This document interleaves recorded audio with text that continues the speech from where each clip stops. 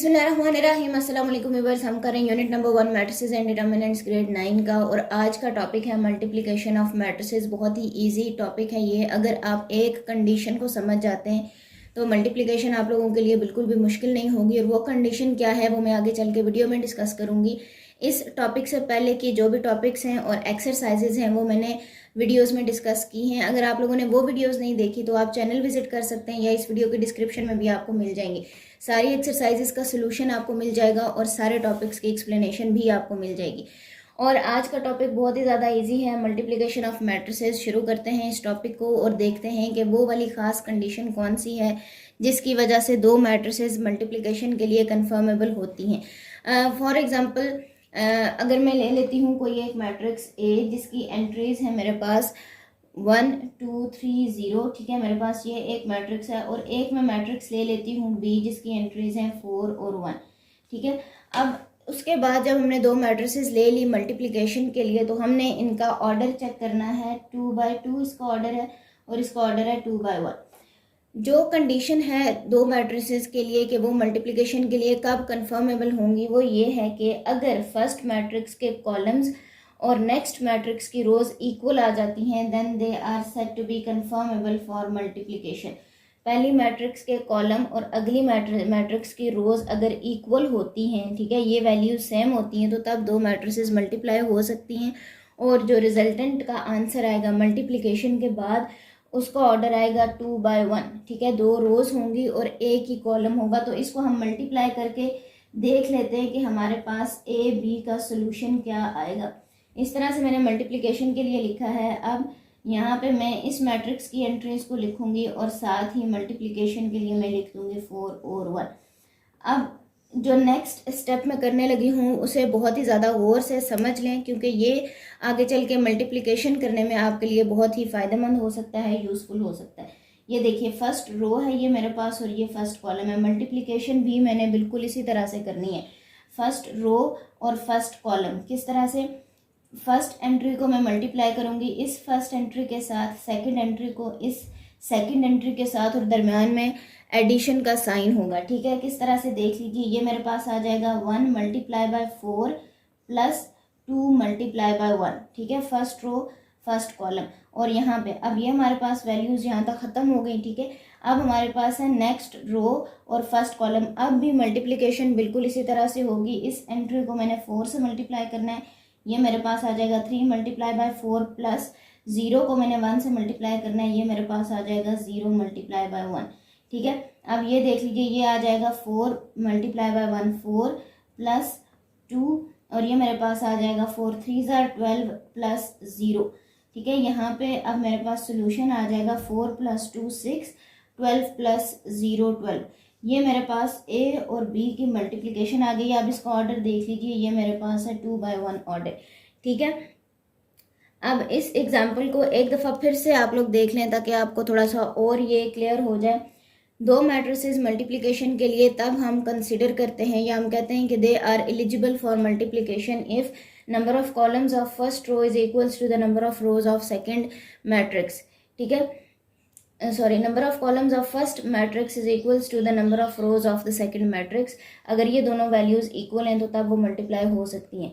अब यहाँ पे देखें ये दोनों वैल्यूज़ इक्वल थी, हमने इन्हें मल्टीप्लाई किया और मल्टीप्लिकेशन हमने किस तरह से की कि फर्स्ट रो को जो यहाँ पे फर्स्ट कॉलम था उसके साथ मल्टीप्लाई किया, पहली एंट्री को पहली एंट्री के साथ मल्टीप्लाई किया, दरम्यान में एडिशन का साइन, सेकंड को सेकंड के साथ मल्टीप्लाई किया। इसी तरह से यहाँ पे भी इस एंट्री को हमने 4 के साथ मल्टीप्लाई किया, दरम्यान में एडिशन का साइन है, फिर इसके साथ सेकेंड एंट्री को मल्टीप्लाई कर दिया। तो हमारे पास सोल्यूशन कुछ इस फॉर्म में आ गया।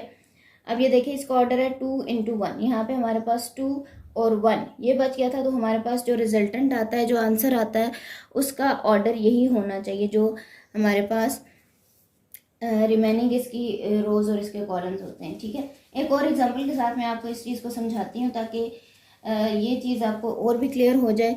अब मैं यहाँ पे सपोज करती हूँ एक मैट्रिक्स है मेरे पास ए जिसकी एंट्रीज हैं 1 2, ठीक है, और एक और मैट्रिक्स है बी जिसकी एंट्रीज है मेरे पास 2 0 3 1, ठीक है।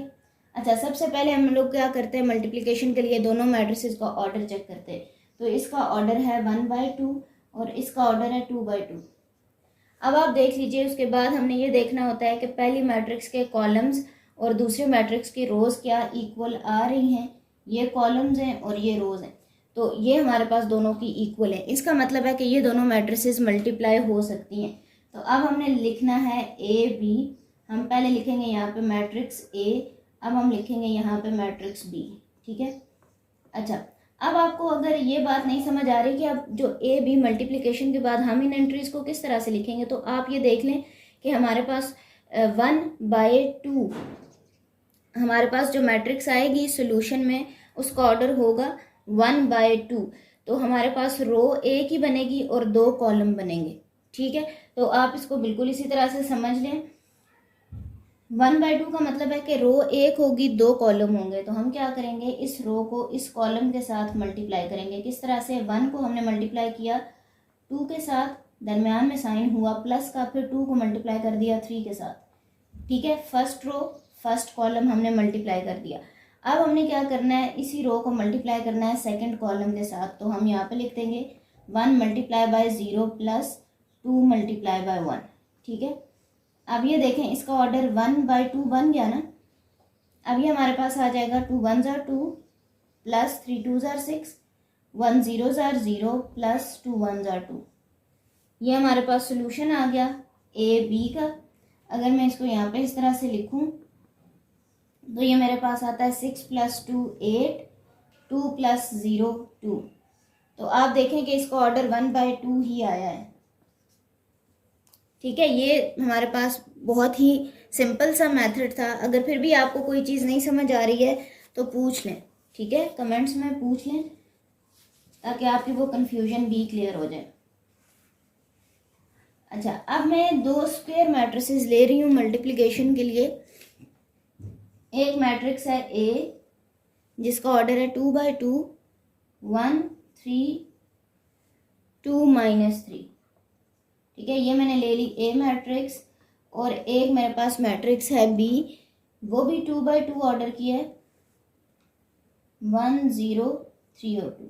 अच्छा, मल्टीप्लिकेशन के लिए 2 मैट्रिसेस लिखी हैं, फिर हमने उनका ऑर्डर चेक किया और हमने ये देख लिया कि पहली मैट्रिक्स के कॉलम दूसरी मैट्रिक्स की रोज के इक्वल है, तो ये दोनों मैट्रिसेस मल्टीप्लाई हो सकती हैं।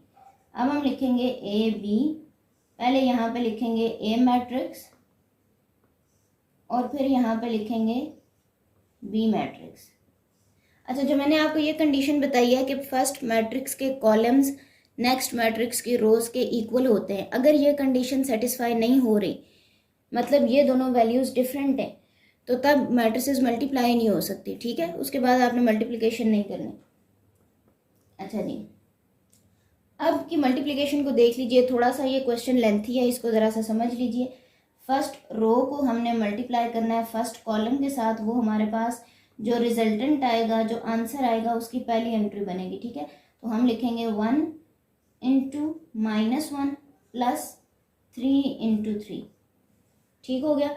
अब हमने पहली रो को मल्टीप्लाई करना है दूसरे कॉलम के साथ, तो ये हमारे पास आ जाएगा 1 multiply by 0 plus 3 multiply by 2। ठीक है, अब सेकंड रो है तो हम लिखेंगे 2 × -1 प्लस -3 × 3। मतलब जो सेकंड रो थी उसको हमने फर्स्ट कॉलम के साथ मल्टीप्लाई कर दिया। अब सेकंड रो को मल्टीप्लाई करना है सेकंड कॉलम के साथ, तो ये हमारे पास आ जाएगा 2 × 0 प्लस -3 × 2। अब इसको लिख लेंगे, हमारे पास आ जाएगा -1 प्लस 9 0 प्लस 6 -2 -9। ये प्लस माइनस माइनस हो जाएगा। ठीक है, ये हमारे पास आ जाएगा 0 -6। अब यहाँ पे इस पूरे सोल्यूशन को आप लिख लेंगे, हमारे पास आ जाएगा 8, ये आएगा 6, ये आएगा -11 और ये आ जाएगा -6। ठीक है, ये हमारे पास मल्टीप्लिकेशन हो गई 2 मैट्रिसेस की। आई होप सो कि आपको ये क्वेश्चंस समझ आ गए होंगे। मैट्रिसेस की मल्टीप्लिकेशन की स्पेसिफिक जो कंडीशन है वो भी समझ आ गई होगी। अगर फिर भी कोई प्रॉब्लम है कमेंट सेक्शन में पूछ लीजिए। मिलते हैं नेक्स्ट वीडियो में। अल्लाह हाफिज़।